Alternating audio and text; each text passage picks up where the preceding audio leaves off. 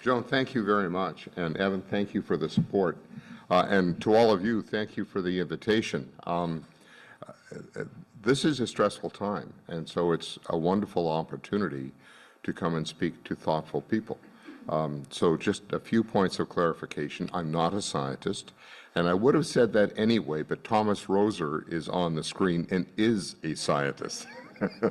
So I don't dare wander afield. I'm a big fan of Thomas Roser's, and he knows that that's not my role. So my role today, if that's okay, Joan, is to talk about this amazing place where Thomas and I both have worked, and I continue to work, but I also was invited to give some context in terms of my world and the opportunity I have to interact with ethical decisions throughout my life and career. So I think, given that this is a thoughtful group, I'm actually Canadian, and I worked my way through law school as a ski instructor in Alberta, which was a wonderful opportunity. But, you know, in high school, Oxfam came to Canada, and they picked 12, 13, I think it was 13 students from coming out of high school, and took us all to Mexico for an entire summer. And we spent the year raising funds to help with the program and taking immersion Spanish. And we spent the entire summer in Mexico, sleeping in schools, churches, traveling on horseback, inspecting all of the various projects that they had invested in. And some of it was somewhat critical. We went to a church in this tiny village. The village had lost their cow, which was the source of milk. And the church had come down and realized that their church had all these pillars. So they sent an architect from New York to redesign the church to take the pillars out, and they still had no cow. So, of course, the issue was that some of those wonderful efforts internationally have not been successful. So that was a great learning experience for me. I do have to say, though, because I was the one from Calgary, they just assumed that I knew how to ride.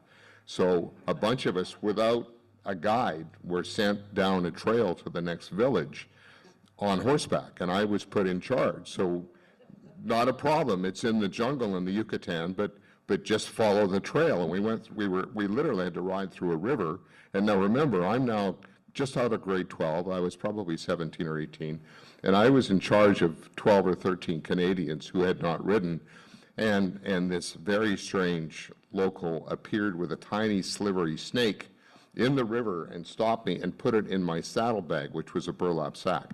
So we got to the village, which was hosted by this Catholic priest, complete with the whole outfit, and I told him that there was a snake in the bag, and he dumps the snake out, and the entire village have never seen us, so they're all gathered around. They all jump back, out comes a giant revolver, and he shoots the snake. So these are those little memories that stick with you. So that was life number one. Moving on, in any event, it was a wonderful opportunity to come to New York in a diplomatic role. But my background and life has been pretty much focused on energy. I was Deputy Minister of Energy in Alberta, which some of you may know is an energy, oil, and gas province. So I would be identified with oil and gas.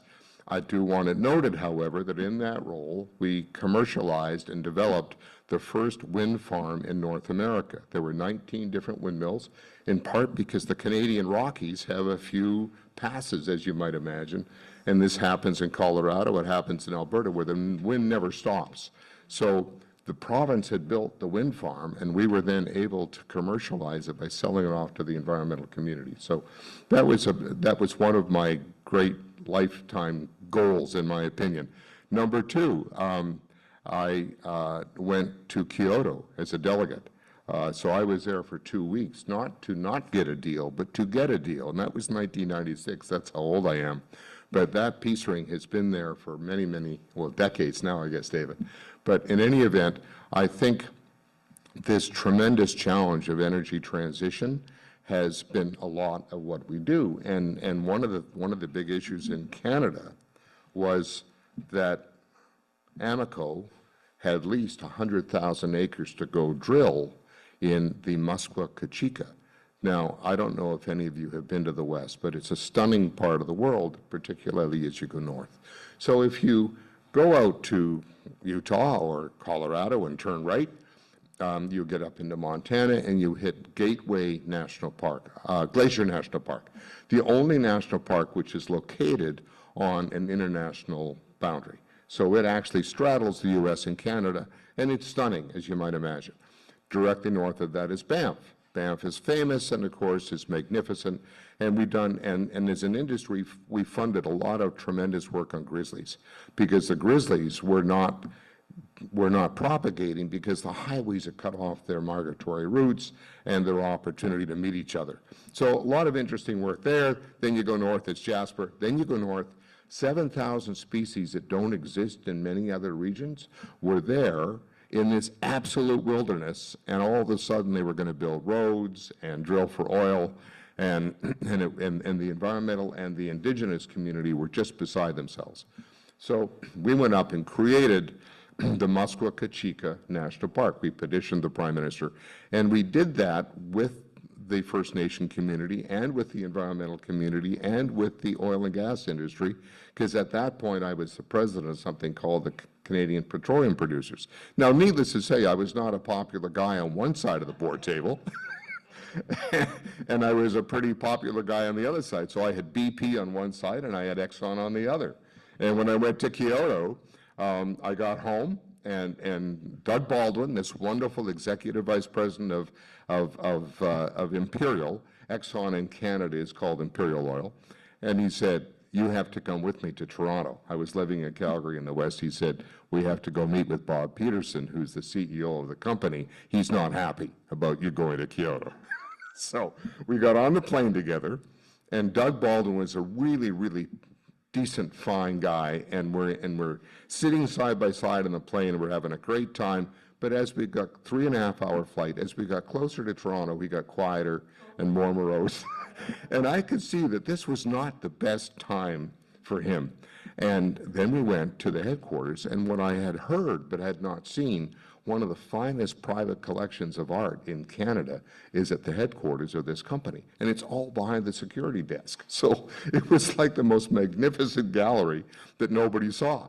So we get to Peterson's office, and we come in, and harumph, and his phone rings. So we're just starting this conversation, and the phone rings, and there had been some tragic at sea, that this ship was in trouble, and people were in trouble, and the only boat remotely nearby was the supply vessel for Exxon's offshore oil work. But they had to divert this ship, which would have totally cost them millions of dollars, and change the schedule, and the crew changed, et cetera, et cetera. And he literally puts his hand over the phone, and he tells me this. He said, "What do you think?" And I said, "Bob, you got to send the boat." "Yeah, send the boat." And we got along great from that point forward. And it was a great meeting. And I'm sure that he got his tail feathers burned from Irving, Texas, you know, the Exxon headquarters. But that, what I was trying to say is that we have to be a little bit careful how we categorize all of these different people who are delivering this work, which now brings me to my U.S. experience. And I kind of think what in terms of my goals and successes, which I think is important and relevant, is my kids. So I came down widowed, actually, with 2 young kids to New York, and I left them. I pulled them out of Western Canada to move to New York, didn't know a soul, was given this opportunity, this great job, and everybody at home, as you can imagine, said, "This guy should be shot. You know, you're taking these 2 little kids with no support system." And we came to New York, and another wonderful story, that a person who I had not met but knew my family background put my kids in Bank Street School, and my eldest daughter wound up graduating from Ethical Cultural Fieldstone, which was a fabulous experience. The relevance of that is she then went back to Canada graciously, because I was working as a diplomat. I was not paid a lot of money. And they went to Canadian schools, which of course were a fraction of the cost. And she graduated and with the gold medal in women's studies. So now just picture the family dinner with my very conservative stepfather father. My mother had remarried graciously at 72, which is a pretty rare experience. And Ernie was a sweetheart of a guy, but he then said, women's studies. Is there a men's studies? And without a moment's hesitation, Jennifer just said, of course, Grandpa, read history. And I've always loved that story. And as luck would have it, Jennifer is landing in New York in about 4 hours. So I have grandchildren in Vancouver, Canada, and I have grandchildren in Melbourne, Australia. And I just got back from Tasmania last week. So everybody else is complaining. Now, this is a wonderful adventure for you, and God bless. But people on Long Island, when their kids move to the city or they move to New Jersey, it's a crisis. I have to fly 40 hours each way to go see my grandkids. But that said, you know, it's wonderful. The eldest spent 10 years as general counsel for Enerstor, which is a company in Canada which was creating energy storage to support all the renewable energy which, you know, proliferates in Canada, and Canada is a huge source of renewable energy. My youngest is the procurement lead for sustainable procurement for Intrepid, which is this global travel company. Now, these kids today, she lives in Melbourne, works in headquarters, but her boss lives in Morocco.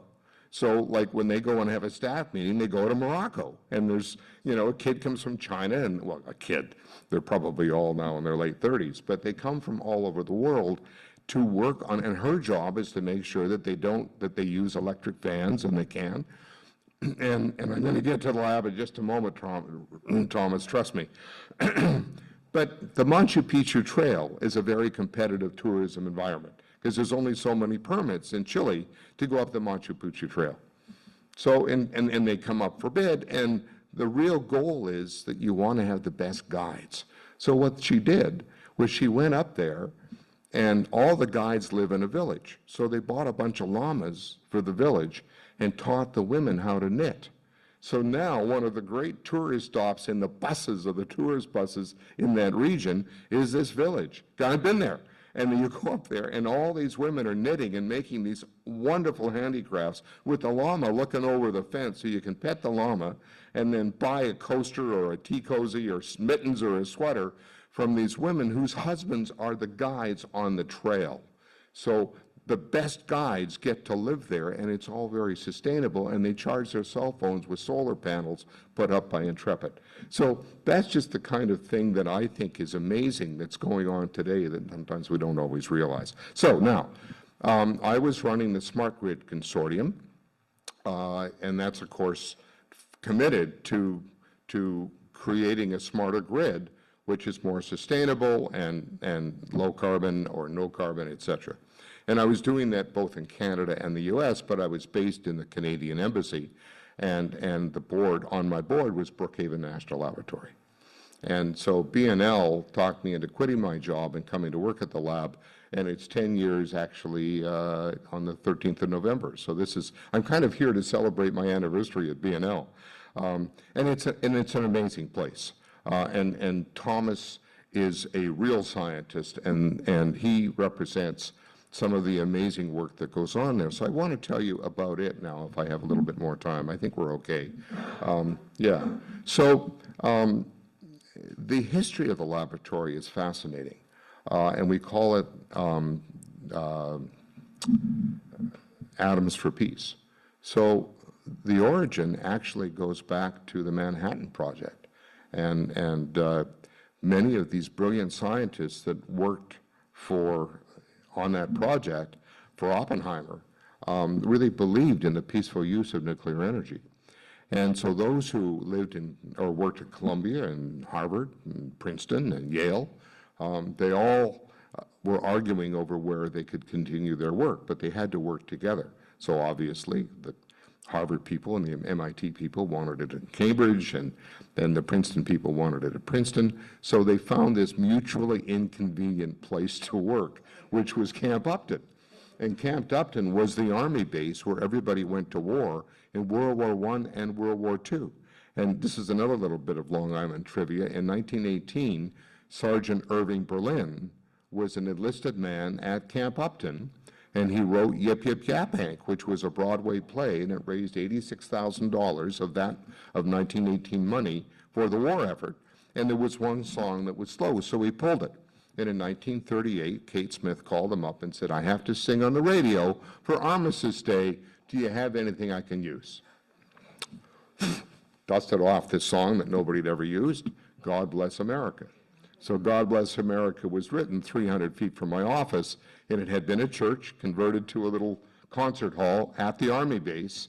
And right outside my office is an Olympic-sized pool, gymnasium, and that was, and it's still in use today, but that was for all the returning wounded soldiers. So all those soldiers that were returning that needed to be rehab came back to Camp Upton.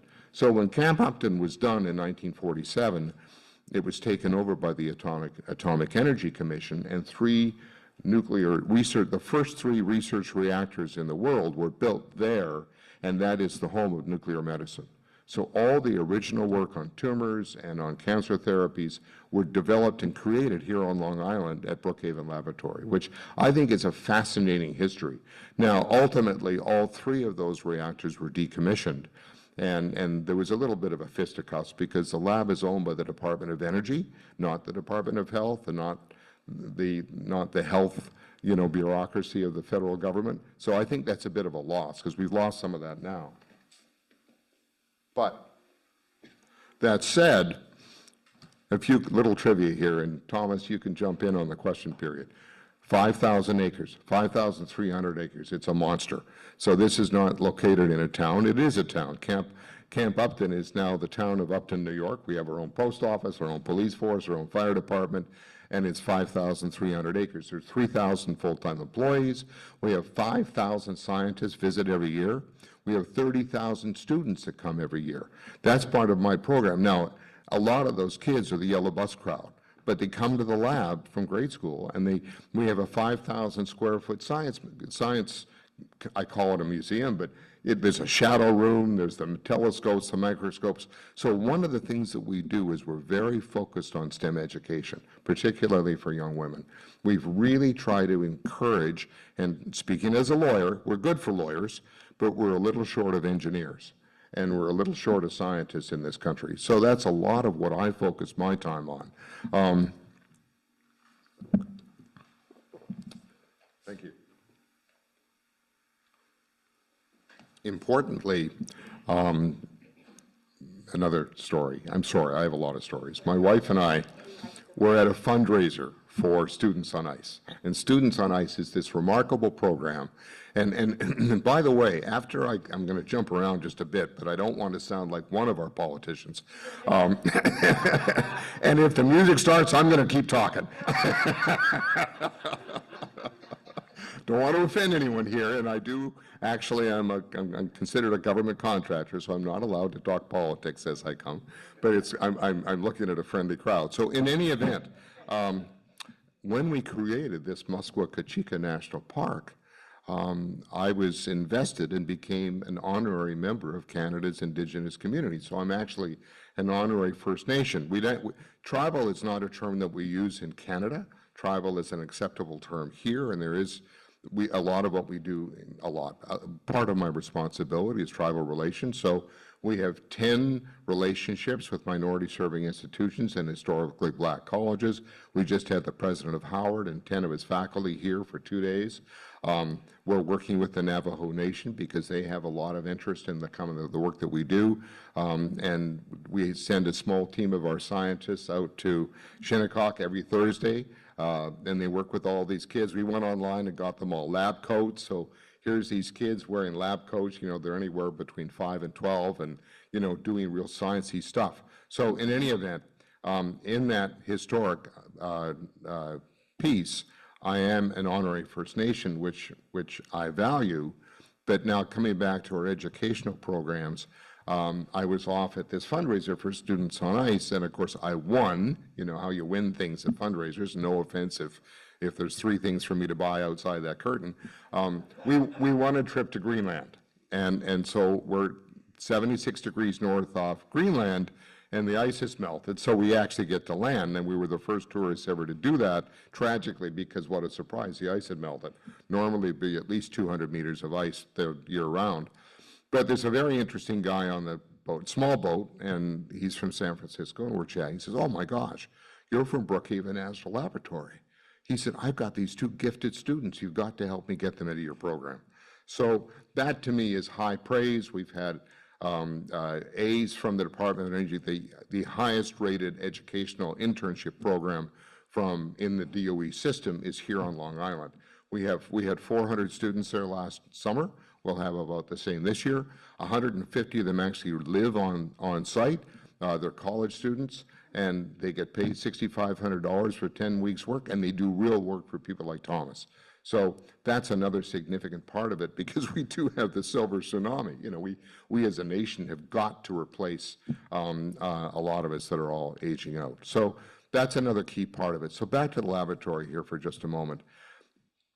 What's unique, number one, we were in the Northeast. Number two, so the next closest one is Princeton. Number two, we do many things. Princeton just does fusion. So some labs are very specific in what they do. We do all kinds of things. Number three, we're a user facility. So half of all the work that people like Thomas do is supposed to support the work by others. And here's my best example. I had the SUNY State University of New York, SUNY Research Foundation board from Albany. We were going through on a tour, and we're going through the Center for Functional Nanomaterial. David, you're right. We're going through CFN, and here's our newest machine, and there's 3 people in there working, and one of them I recognize. I tap on the glass, and he comes out. What's going on? So I asked him to tell us what he was working on. Oh, we're working for Philips Electronics. Those two are from MIT, and we're working on the next iteration of the LED light bulb. So now you have a global company, and the best place they could do their work was Brookhaven Laboratory because of our machine. But as soon as he left the room, the 2 MIT guys start playing on their phones. They couldn't do their work without our scientists. So there's the magic potion. It's you've got these amazing machines that nobody else can afford, and then you've got these amazing people that run them, and that's what creates a national laboratory. And I'm here to tell you that this is like the jewel of the nation. There's things going on at these labs that you just can't do anywhere else. These machines are monstrously expensive, and no state or university or college could afford them. But B&L is run by a consortium of Battelle Memorial Institute, which is in Ohio, which is the world's largest not-for-profit research institution. They operate 7 of the labs for the federal government. So the DOE, Department of Energy, owns the laboratory, but it's run, I work for Brookhaven Science Associates, which is a consortium of Stony Brook University and Battelle. So about 30 of our scientists actually are professors at Stony Brook.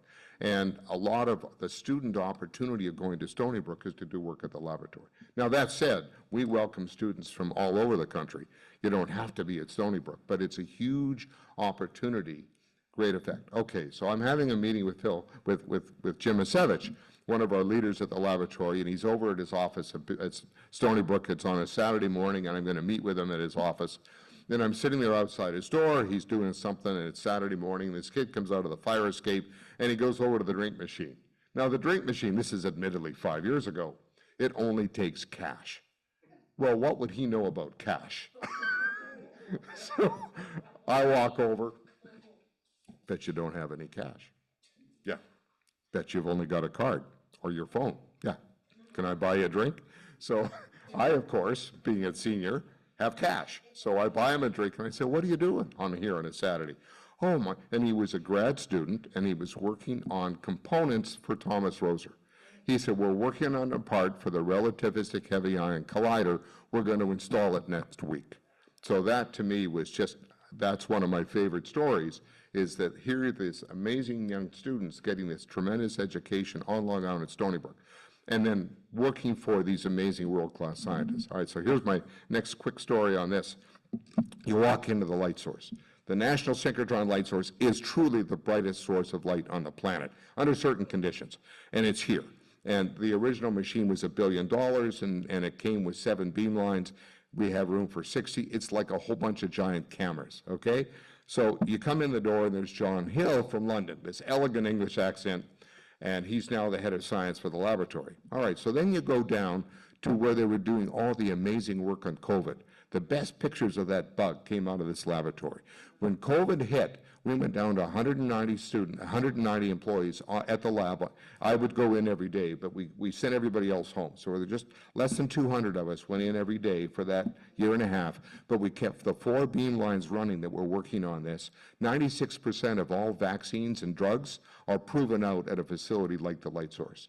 And we had built this amazing, I had gotten money from the state to create a laboratory for biomolecular structure to do biofuel. Well, guess what? It was supposed to open on December 31st of 2020. Ta-da! So come March, we had COVID. We had it running by the 31st of July, and the best pictures of that bug and the best vaccine work included the work of that amazing, the microscope alone is $9 million, and for this one machine. In any event, that's, you know, one of our little success stories. So then you meet Sean McSweeney, and Sean has this Liverpool accent. So now you got the most brilliant protein guy on the planet, and his wife is also a scientist at the lab. And so then you go out and Sean takes you along the beam lines, and they've installed robotics, because they used to fire it up and they'd have to close the door because it is radioactive. And then you'd go back in and then you put another sample in, and then you'd close it all up and turn it on and go. So now there's a robot. So you put in 50 samples, you know, in essentially dry ice or, you know, liquid hydrogen, whatever. So this robot goes boom, boom, boom, boom, boom, boom. So it does 50 right after one after another, and then shuts down, and then you do the next round. Who's running the robot? This kid was from Patchogue. He'd gone to Suffolk Community College. He'd managed to get from Suffolk Community to Stony Brook, managed to get his master's in engineering, and he's running the robots. So that, to me, is one of the great advantages of this place. So I think I'm probably, Joan, running out of time. Okay, well, then I want to talk a little bit more about energy, because I think this is what's really, we just saw, and it goes, you know, the poem Rick was very appropriate. You know, we know that this is going, and one more story from 1993 or 1994. I was then the president of the Canadian Petroleum Producers. I had an office in Newfoundland, and I was there, and I was there on a regular basis, and I'm walking along the water in Newfoundland on the harbor, and there's a Russian research vessel tied up, and I'm just chatting. It's about 8 o'clock at night, and one of the guys spoke English. They were taking temperature samples in the North Atlantic, and I remember then he said, "We are startled by what we're seeing." The temperatures that they were registering in the 90s in the North Atlantic were unprecedented. And I've never forgotten that evening, having this random conversation just because there was a really interesting boat on the water's edge and I was just going for a stroll alone after dinner. So that's story number one. And as I said, I went to Kyoto, which was another great experience. But what we're doing at the laboratory, a lot of what we do is we have a phenomenal team working on climate. And our big goal right now, what I'm trying to get funded, is a cloud chamber. You know, we literally have scientists that fly through clouds, and they fly through storms and whatnot. You see these. Well, the problem is that the aircraft itself is disturbing what's going on up there. And the kind of understanding that these scientists need is so precise. We're literally looking for funding now to build a box. It's a cloud in a box. You know, like not huge, like maybe 30 feet high. But this will provide this opportunity to understand the formation of clouds and rain, and that is a huge component of what's going on out there. So they just had a massive study of the storms in Houston. Houston is a heavily polluted area, as you probably know. The Houston Ship Channel is one of the most polluted petrochemical areas in the country. And we think that those particulates, that dirt, is having a profound impact on this tremendous storm experience in Houston, which is more intense. Big study. 5 national labs, NOAA, 7 universities at Houston, led by BNL. How cool is that? And Mike Jensen, lead scientist, is also a tuba player, which I think is a kick. So we have this wonderfully sweet tuba player who is leading this national study on pollutions and storms. So he's running that program here. We built the little truck. We just built the second little truck. And we call it the little truck. It's a big truck, but I mean, it's not that big. It's like a 1-ton truck. But on the back are all these amazing LiDAR, radar, and sensors these trucks can read more about what's going on in the air than anybody else has previously been able to do. So what did they do first? They ran up and down the caverns of Manhattan, because you've got these 50, 60, 80, 100-story buildings impacting temperature. You've got Queens that has no leaves. You got Central Park, which is a ton of trees. So they're actually understanding the economic impacts of regions of the city where a lot of the people who live in New York just don't have any foliage. They don't have that kind of protection that other neighborhoods do. So that's an issue. And they just went out to Arizona for a month. And of course, they were down in Houston for several months. So these two are sitting in the garage not far from my office, but they were developed at the laboratory by our scientists. So if you come out and you see these amazing machines, these machines are designed by scientists like Thomas. They figure out what it is that they want to do, and they design a machine to answer that question. So nothing is off the shelf. It's just, and the shiny stuff is amazing, but it's all created by these people who live among us right here on Long Island. So very quickly, the light source is the brightest source of light. Thomas's pass is the relativistic heavy ion collider, which is about to finish its work at the end of next year, and it will become a $3 billion electron ion collider. Why? And by the way, this is the source of the highest temperatures on the planet created by man. So this machine replicates the Big Bang, and the whole point of this is, when I was in school, in the previous century, we thought about the atom as the smallest, particle. Well, no. What we did at RIC, what Thomas did at RIC, is he smashed these ions together. So you take a gold atom, he's going to die when he hears me say this, because I'm probably half right. In any event, for our purposes, you take a gold atom and you strip off the electrons, you leave it with an ion. A billion of these launch out into a giant ring 2.5 miles around, and if you're lucky, 10,000 collide. It creates a temperature of 7 trillion degrees, and they break open, and you get to see what's inside, quarks and gluons. Quarks and gluons have almost no mass. Together, they make up all mass. So what we learned from Rick is that when the Big Bang occurred, we created this quark-gluon plasma. Normally, you take a solid, you melt it, it turns into a liquid. You keep the heat on, it evaporates, it turns into a vapor. Well, at those high temperatures, it reforms into a perfect liquid. There's no viscosity, no surface temperature, and it flows. So the quark-gluon plasma, as it flowed, cooled to create planets and stars. So that kind of work is going on there. Because the only way we can figure out these things is understand the smallest things. We all got to live through the electronics revolution, right? Well, that all started at a national lab. It was understanding the electron. But what we don't know very much about is the ion. So the ion is the little dot in the center, and the electron spins around it. The electron, understanding that, gave us electromagnetism, that gave us the MRI machine, that gave us X-rays, that gave us the cell phone. Now we have to figure out what's going on with the ion. And it's got something to do with force and spin, so we don't know what we're going to learn. It's true discovery science. So there you go. Questions? Thank you. I mean, it's really a shame that David's not enthusiastic about what he does, but at this moment in the program, David, we have what we call a Q&A, and if anyone in the audience or on Zoom has a question to ask David. Anybody in there? I have a question. The grid. Hey, come on up. Yeah. Oh, yeah, we have. Yeah, got to take care of Evan's family. Okay, the grid that goes from one part of the country all the way to the other part of the country, what shape is it in, and can it handle all the things that they're working on? I did not set that up. Okay. On your honor, that was your question. My favorite question. Okay. All right. What is striking about this country is that the grid doesn't talk to its other. It literally, there's 5 pockets, and there's very few extension cords that go between them. Texas is its very own. New York Independent System Operator is New York. That's our grid. Even Long Island has very little transmission connection. So we could probably save 20% of our energy if we just had greater connections between the actual U.S. grid, long story short. Number 2, issues of demand. If you do a simple search on your phone, it takes 1 watt. If you do a Google search, it takes 10 watts.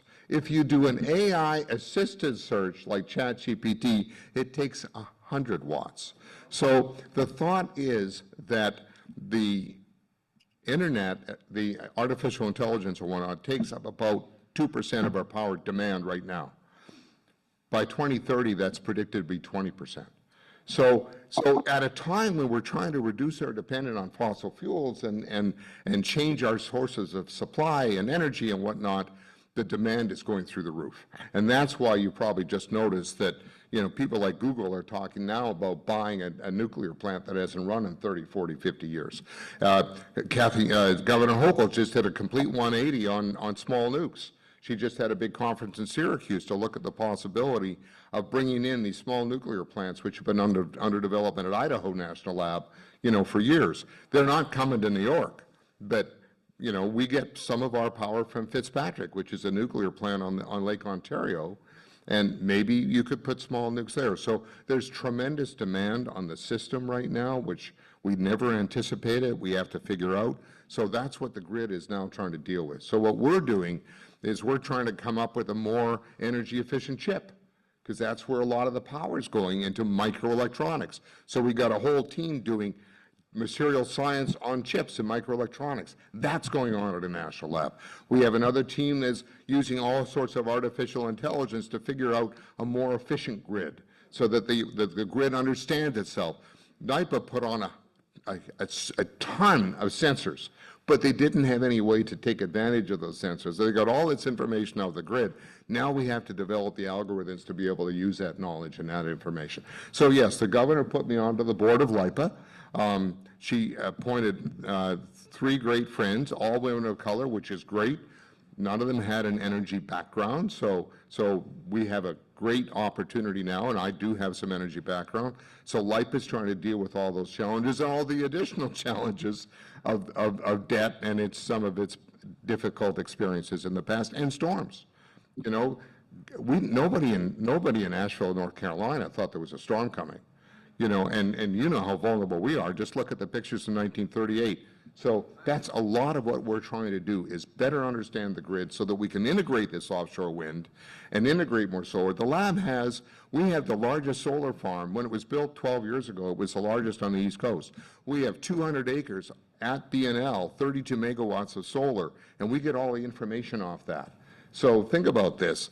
If you just change out those panels to current technology, then you're going to be able to significantly increase the capacity. That's the kind of thing we're doing. We've created hydrophobic services where, if you look online and put in hydrophobic B&L, you'll see, you'll dribble water onto a mirror and it just dribbles off. This is like a magnet. It bounces off. So that has implications for, one of the big challenges of solar panels is they get dirty. So the more the dirt can't stick to them, the better. Long answer, short question.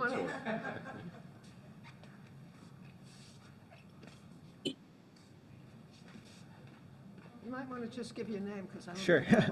For those of you online, my name is Evan West. This is my 3rd meeting here. And about 10 years ago, thank you. About 10 years ago, I interned at Oak Ridge National Laboratory, and they were really excited about the fusion work, the international group with France. I was curious, I haven't heard much since. I was curious what kind of progress we've made on fusion.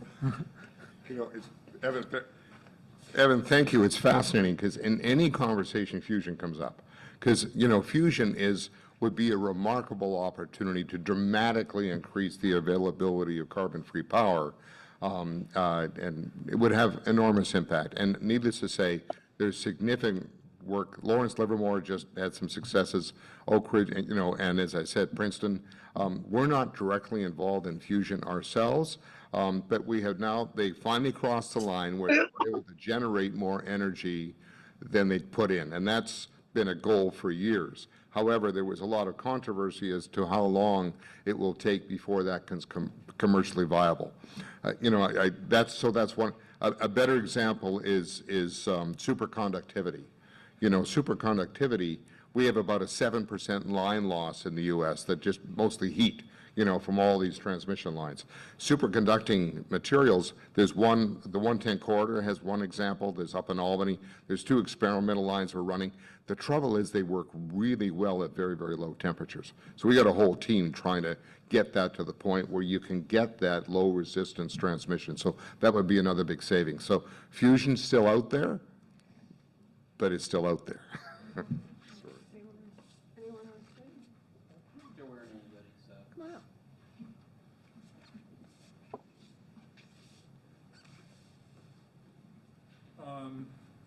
Hi, this is my first time here.